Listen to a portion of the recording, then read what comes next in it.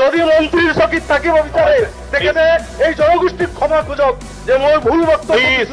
মোদী ডাঙৰীয়াৰ বক্তব্যৰ বিৰুদ্ধে এক কোটি জনগণক তেখেতে মাৰিব নেকি যিসকলৰ লগত নাই এই অঞ্চলত তেখেতে ডক্টৰ উদ্যোগ কৰিব নেকি তেখেতে মন্ত্ৰীৰ যোগ্যতা হেৰাইছে তেখেতে এটা 1 কোটি জনগোষ্ঠী থকা মানুহৰ লগত নাই তেখেতে কৈছে যে মিয়া জনগোষ্ঠীৰ লগত মই 100% নাই এই জনগোষ্ঠীৰ মই বিৰোধী বাকি জনগোষ্ঠীৰ উচতাইছে তেখেতে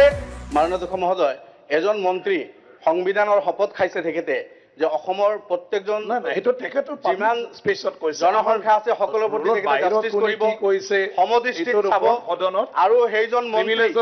মাননীয় অধ্যক্ষ মহোদয় মই নামে কৈছো মাননীয় অশোক সিংগাল ডাঙৰীয়া তেখেতে কৈছে যে মিয়া জনগোষ্ঠীৰ লগত মই 100% নাই এই জনগোষ্ঠীৰ মই বিৰোধী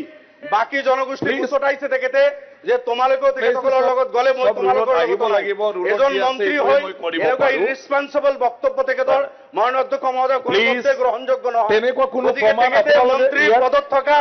যোগ্যতা হেৰুৱাইছে মাননীয় অধ্যক্ষ মহোদয় তেখেতে মন্ত্ৰীৰ যোগ্যতা হেৰাইছে তেখেতে এটা 1 কোটি জনগোষ্ঠী থকা মানুহৰ লগত নাই 1 কোটি জনগোষ্ঠী থকা মানুহক তেখেতে বেয়া পায় সেই সকলৰ লগত থাকিলে বেলেগ জনগোষ্ঠীক তেখেতে থ্ৰেট কৰি আছে তেতিয়া হলে তেখেতে কাম কেনেকৈ কৰিব তেখেতে বহুত কেইটা গুৰুত্বপূৰ্ণ ডিপাৰ্টমেন্ট তেখেতে চলাই আছে যি ডিপাৰ্টমেন্টৰ আন্ডাৰত এই জনগোষ্ঠীৰ মানুহে সেই বসবাস কৰে গোটেই অসমত বৰখাস্ত কৰিব লাগে তেখেতে মন্ত্ৰীত্বৰ পৰা তেখেতক বৰখাস্ত কৰিব লাগে তেখেতে তেখেতৰ মন্ত্ৰীত্বৰ যি মাননীয় অধ্যক্ষ মহোদয় হেৰুৱাইছে তেখেতে তেখেতৰ সেই এবিলিটি নাই যেহেতু তেখেতে সমদৃষ্টিত সকলো চাব নোৱাৰে মোদী ডাঙৰীয়াৰ শ্লোগান সবকা সাথ সবকা বিকাশ ৰফিকুল ডাঙৰীয়া মাননীয় অধ্যক্ষ মহোদয় অসমৰ এজন মাননীয় মন্ত্ৰী আজি এটা জনগোষ্ঠী ৰক্ত দি আৰু আপোনালোকে যিখিনি লিখিছে তাত প্ৰিভিলেজ জনগোষ্ঠীৰ তেজ আছে মানে কোনো কিবা আৰু যিজন মাননীয় ভেৰিফিকেশ্যন দিলো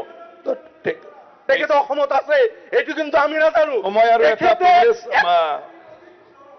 মচনৰ নটিচ পাইছো এই জনগোষ্ঠীৰ লগত মই নাই তেখেতৰ সহযোগীসকলৰ লগত প্লিজ না হৈছে আপোনালোক হৈছে বহক না বহক হৈছে আপুনি ক'লে হৈছে কিহৰ কাৰণে আনিছে মই ক'লো কথাটো আপুনি যি কৈছে আপুনি যিটো দুখত কৈছে এইটো ঠিকই আছে কিন্তু মই কৈছো এই নটিচখন যিটোৰ ওপৰত দিছে তাত ব্ৰিজ অফ প্ৰিভিলেজৰ সদনৰ মজিয়াত মানে মচন আনিব মানে কিবা কৰাৰ ক্ষেত্ৰত যিখিনি আপোনাৰ প্ৰমাণ পত্ৰ কিবা কিবি লাগে আৰু এজ পাৰ ৰুল মতে যিটো হ'ব লাগে সেইটো মই পোৱা নাই এইখিনি আপোনালোকক মই আপোনাক ধন্যবাদ আৰু বিচাৰ আমাৰ আবেগখিনি আৰু আপোনালোকে চাওক না কিন্তু আপোনাৰ চেয়াৰৰ পৰা এটা আমি বিচাৰো যে এজন মন্ত্ৰী হৈ এনেকুৱা বাহিৰত দিব পাৰে মই একো কৰিব নোৱাৰো সদনৰ মজিয়াত হ'লে মন্ত্ৰী হৈ এজন এনেকুৱা বক্তব্য তেখেতে কি কাম সবে ভাষণ এনেকৈ দি থাকে কি কাম কৰিব 1 কোটি জনগণক তেখেতে মাৰিব নেকি যিসকলৰ লগত নাই সেই অঞ্চলত তেখেতে ডক্টৰ উদ্যোগ কৰিব নেকি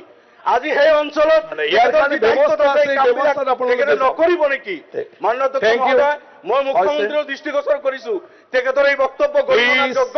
বিধানসভাত গৰিহণাৰ প্ৰস্তাৱ লওক তেখেতে ক্ষমা খোজক যদি মন্ত্ৰীৰ চকীত থাকিব বিচাৰে তেখেতে এই জনগোষ্ঠীক ক্ষমা খোজক যে মই ভুল বক্তব্য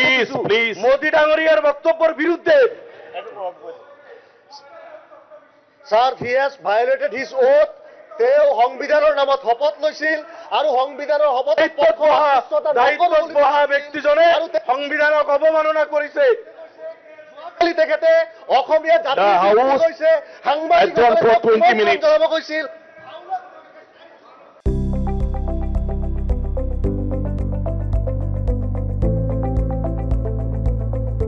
NB নিউজ